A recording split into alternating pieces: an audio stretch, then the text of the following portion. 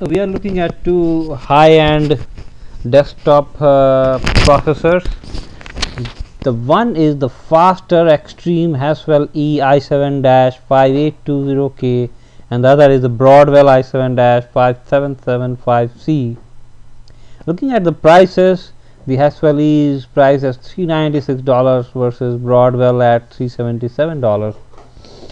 They are different architecture. The two processors have totally different architecture. They have different motherboards. The Haswell E comes from the Intel server processor line, which tries to pack in more number of processors in the given die. It has a much bigger cache memory, 15 MB versus 6 MB in the Broadwell, and that's one reason why it would be significantly faster. The other reason has to do with the number of cores, 6 cores for Haswell E and 4 cores for the Broadwell, and if they were the same clock frequency, it will give 50% more performance by itself. And the clock frequency is indeed the same at 3.3 GHz for both of them. The turbo clock frequency is a tad higher for Broadwell.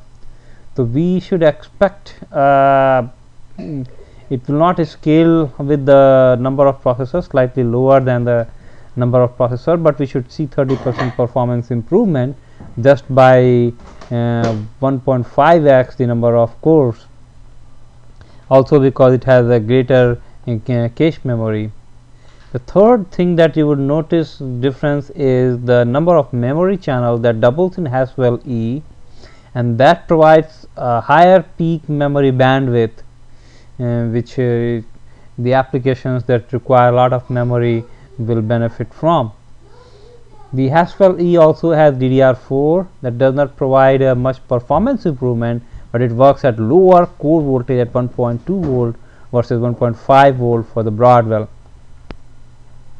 The Haswell E will of course consume more power. It's a 140 watt rated TDP rated processor versus 65 watt for Broadwell.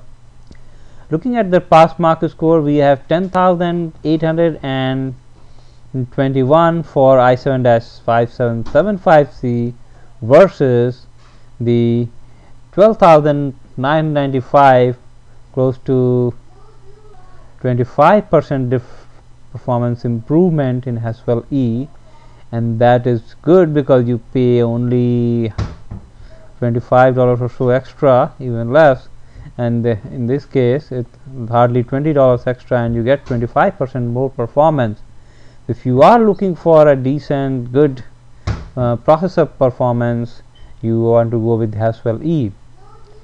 Another key difference is the absence of the graphics card in the Haswell E.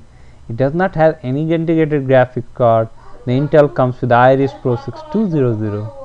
So you will have to buy a graphics card depending upon your requirement. You can pick up anything from $400 to $40.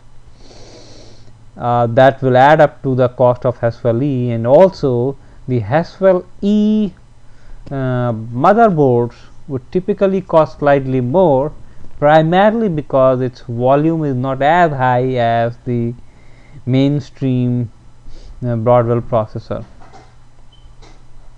So I hope with this information in your hand you can take a decision on which one to buy.